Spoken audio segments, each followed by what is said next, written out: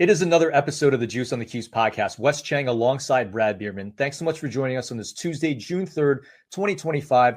So much to talk about as always. We begin today's show with football. Official visit season has started, as has franchise camp. Prospects are going to be coming in and out of Central New York over the next month. Brad, what do you think of what's going on and what's going to be a very busy June in the football world? Well, there's so much to like, Wes, because you've seen the evolution here of recruiting now in year 2 of this sequence with all these players coming in the month of June, and was taking a look at the team rankings, the Rivals team rankings before we hopped on here together, and see that Syracuse, sitting at 17, about 7th in the ACC. So that says to me right there, if you're about, halfway in the upper echelon of the ACC now in team rankings, you're getting quality recruits. Still no 5 stars, but a couple of 4 stars, Wes. And you've talked to the players. We've talked about the trends that we've seen, athleticism, size to build this depth, and that's what really jumps out. And I think this month of June is going to be very telling in adding more players to the program, no doubt. Yeah, so Brad, just a couple recruiting tidbits here. Syracuse is going to welcome Rochester wide receiver Messiah Hampton on campus this upcoming weekend, June 5. Fran Brown's always talked about getting the most talented New Yorkers to stay home. This is the recruit that Syracuse absolutely wants and needs. 4-star prospect out of James Monroe. He's coming off an official visit to Miami, and initially Syracuse was supposed to have the last word on the official visit, but he'll actually travel to Oregon the very next day, June 6th, before making his announcement on June 13th. So a source telling me that it's really down to Syracuse and the Hurricanes in this one, though obviously Penn State and the Ducks still very much in it with the official visits. And on the camp side, Syracuse hosted 2028 quarterback Owen Herrick from Pittsburgh over the weekend. He came away with an offer from the Orange. He spoke with Nunzio Campanelli. He tells the Juice Online that the offer is, quote, a spectacular opportunity for me and my family, end quote. There's going to be a lot more offers going out in the next couple of weeks, but certainly Orange is going to start to look at the rising sophomore class now that Herrick, and certainly Herrick is a name to keep an eye out for going forward. I do want to mention one other thing. I think Javian Cooper, who's been committed to Syracuse for several months, Syracuse is really going to need to work to hang on to him. There's a great article from John Garcia from Rivals basically saying that the Orange there's a lot of Florida schools that are pursuing Cooper, and the Orange is really going to need to work to keep him in the fold. As far as Cooper goes, Wes, this is no surprise. I mean, this is a really talented Floridian, and the home state schools want to keep him down there. So Syracuse, like you said, they're really going to have to battle hard to win that recruit. So, Brad, we move on. Syracuse basketball completing their 2025-26 roster last week with the addition of Sheffing Diawara. Brad, Wara most recently playing for Delafield Academy in Wisconsin. When you look at him and the rest of the roster, what do you think? Well, I was taking a really long look at the roster this morning, Wes, and I really like what I see here. What really stands out, number one, is you see collaboration when you have a GM like Alex Klein to put that initial list together that they had been reviewing for months before the spring period began. And so you really see the difference in how they drill down to get specific players to fit around the returning pieces to the roster. So really like that. And, as far as Diawara goes, always great to have a really tall player in practice and a player that can develop. Nothing teaches, a player that's already about 7 feet tall. And so that's really important for practice and to have depth and to develop that. And, as a 13th scholarship player on the roster. When I look at this, to see the quality of players, leading right off with Nate Georgia, you need a point guard. You're not going to win without a point guard in the ACC and to try to get it back into the NCAA tournament. And then you need a big man, and we'll see what happens with William Kyle and the frontline players that they've added. But overall, Wes, I really like the additions. You can see the difference of having a GM, a lot of depth here. But like we always say, this team is going to go as far as defense. I see no problem in scoring points. Defense, athleticism, height, depth, and let's see what goes from there. Yeah, so Brad, just starting with Wara, like you, I like the addition. You can't teach size. Wara, 6'11", 240 pounds, so he's a true center And on the Nike EYBL circuit, he's averaging nearly a block a game in limited minutes. And so we both watched his film. He looks like someone who's athletic. He can protect the rim. He looks like he has some offensive potential for down the road. I think right now it's mostly just dunks and near basket shots. But you always want to fill out your scholarship spots. I think Wara is someone that SU can develop throughout the course of the year.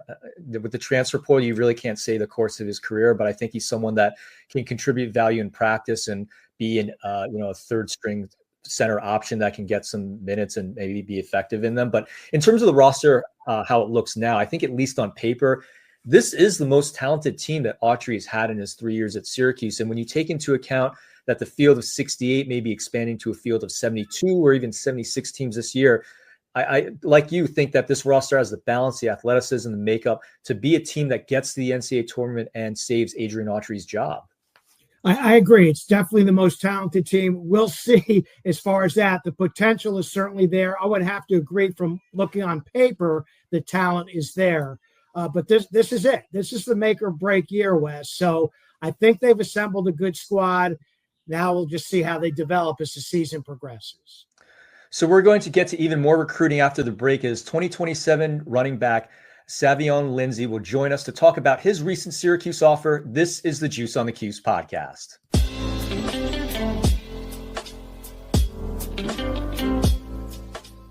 Back on the Juice on the Cuse podcast, Wes Cheng here with you. Syracuse has been hitting the recruiting trail in the 2027 class lately. One of their most recent offers is to running back Savion Lindsay out of North Carolina, and he joins us on the program now. Savion, thanks for taking time to speak with us, and congratulations on the Syracuse offer. What did you think of it? Yes, sir. Pretty good. It's a blessing to get this opportunity for them to be able to believe in me, and actually being familiar with the program already was very epic. So it's great. I know Coach Red was the one to offer you. What did you guys speak about, and what do you think of him?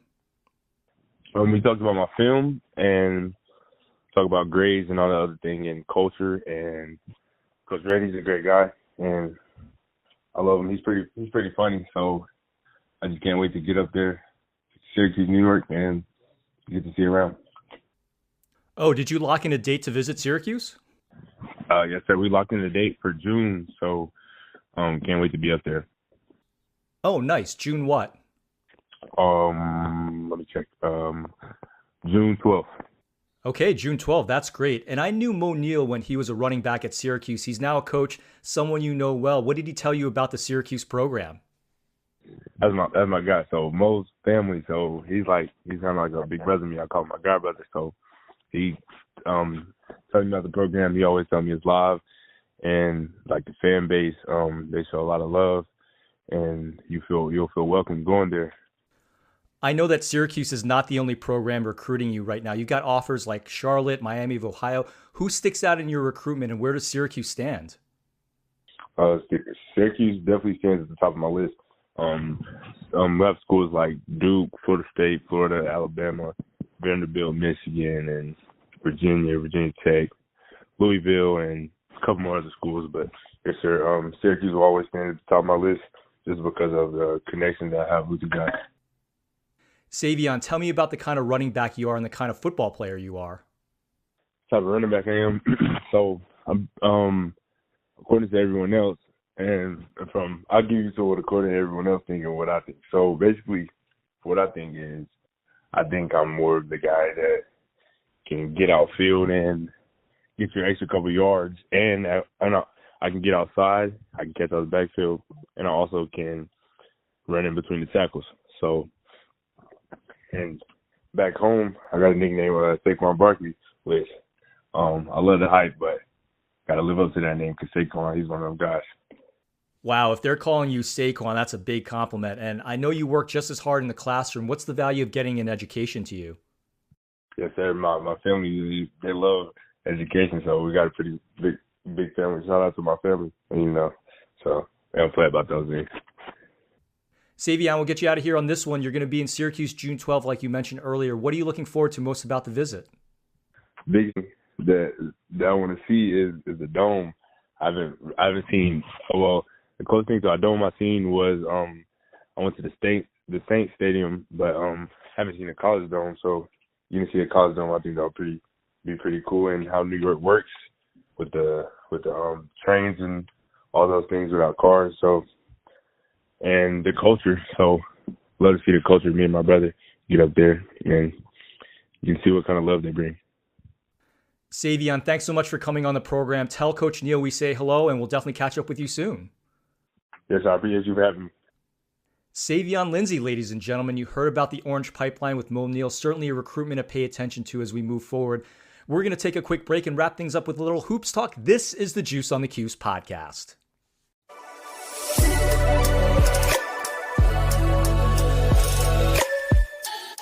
Welcome back to the Juice on the Cuse podcast on the Rivals.com and Believe Networks with my longtime colleague, Wes Cheng. I'm Brad Bierman. And my final thought today, Wes, is a follow-up to something we talked about a week or so ago, and it involves that ACC new 18-game schedule. And upon further inspection, I really don't like what I see. I don't like the fact that Syracuse is not going to play Stanford. I don't like the fact that teams aren't going to play another team in the same conference during the course of the season.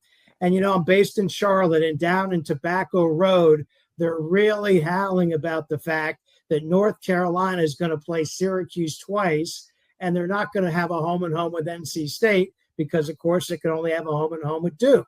So it's just kind of wacky. The whole point is the ACC teams have to win games. Whether it's 20 league games or 18, they have to win league games, and they have to win, of course, early in the season in these out-of-conference games against other Power 5 or 6 conferences. That's the most important thing. Win. I know that they're trying to, adjust the schedule here to have more opportunity for more teams and not to be on the bubble. But at the end of the day, you got to win games, and Syracuse is certainly going to have tests in Las Vegas and the SEC Challenge and early season to show what we've talked about with this new improved roster, if indeed they will be an NCAA tournament team. So, Brad, I wanted to go off the beaten path a little bit for my closing thought. I wanted to compliment the men's rowing team. They placed in all 4 finals at the IRA Regatta over the weekend. They finished 6th in the 10X Trophy, and that 6th place finish is the best in program history, 1 spot better than their 7th place finish in 2024. It's also the first time in school history that all 4 boats have made the final under the current IRA format. Again, this is not something that I talk about a lot, but congratulations to the rowing team for a great finish to the season. Great to go off the beaten path and salute the SU Olympic sports, especially when they're competing for national championships. That's it for us. For Brad Bierman, this is Wes Cheng. You've been listening to the Juice on the Cuse podcast presented by Believe in Rivals, and we will see you next time.